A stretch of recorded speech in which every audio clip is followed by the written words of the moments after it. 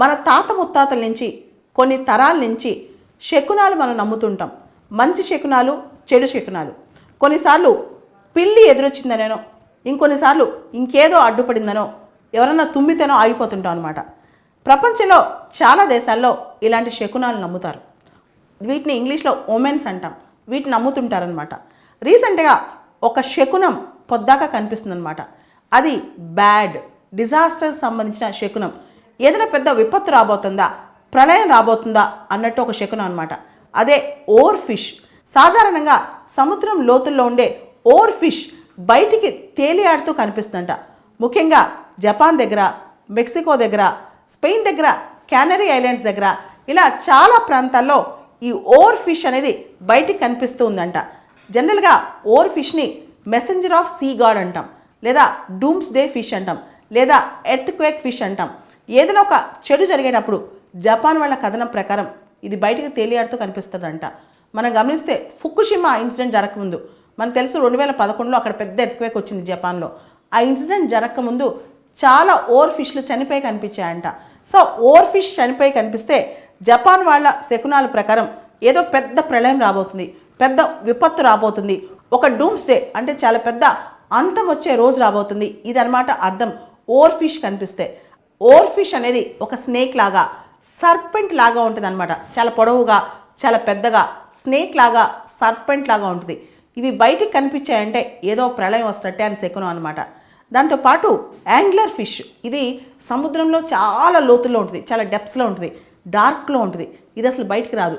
ఇది బయోలుమినిజెంట్ అనమాట. బాగా వెలుగుతూ ఒక జెల్లీ ఫిష్ లా ఉంటుంది, బాగా లైట్ వస్తూ వెలుగుతూ ఉంటుంది అనమాట. ఈ యాంగ్లర్ ఫిష్ పైకి కనిపించడం, సముద్రం పైన తేలియాడుతూ కనిపించడం, ఇవన్నీ జరుగుతున్నాయి.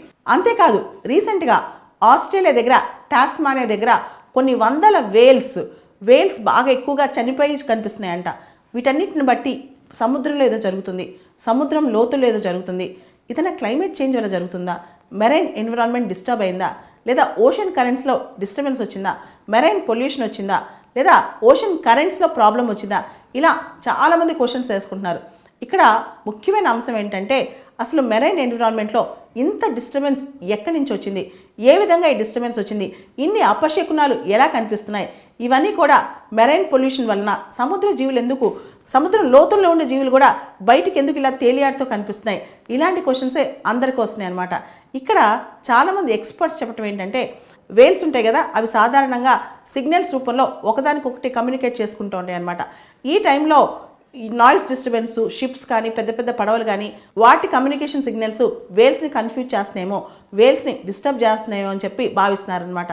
ఏది ఏమైనప్పటికీ ఓవర్ ఫిష్లు, యాంగ్లర్ ఫిష్లు, వేల్స్ ఇవన్నీ ఎక్కువగా బయటికి కనిపిస్తుంటాం.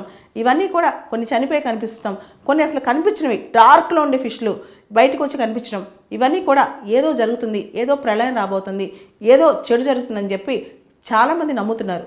ఇలాంటి శకునాలు, నమ్మకాలు వీటి గురించి కామన్ మ్యాన్ మాట్లాడుతుంటే ఇంకో పక్క సైంటిస్టులేమో, ఎన్విరాన్మెంటల్ సైంటిస్టులు, ఓషియానిక్ సైంటిస్టులేమో ఇదంతా కాదు, ఓషన్ కరెంట్స్లో ఏదో మార్పు వచ్చింది, మెరైన్ ఎన్విరాన్మెంట్లో ఏదో మార్పు వచ్చింది, మెరైన్ పొల్యూషన్ లెవెల్స్లో ఏదో మార్పు వచ్చింది, మెరైన్ హ్యాబిటాట్లో, ఓషన్ హ్యాబిటాట్లో ఏదో మార్పు వచ్చింది.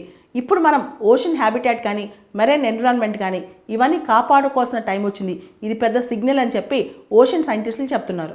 మొత్తానికైతే ఇలా సముద్ర జీవులు కనపడటం శకునమైనా కాకపోయినా, సైంటిస్టులు చెప్పింది నిజమైనా కాకపోయినా, ఇవన్నీ పక్కన పెడితే ఇలా ఓషియానిక్ సముద్ర జీవులు చనిపోయి కనపడటం మాత్రం దురదృష్టకరం అని చెప్పుకోవచ్చు.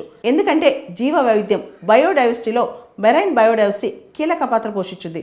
ఇలా కుప్పలు తెప్పలుగా వేల్స్ కానీ ఫిషెస్ కానీ చనిపోయి కనిపించడం మాత్రం అంత మంచిది కాదు. దీనిపైన మానవాళి రెస్పాన్సిబిలిటీ ఎంతైనా ఉంది, ఇమీడియట్ యాక్షన్ తీసుకోవాల్సిన అవసరం కూడా ఎంతైనా ఉంది.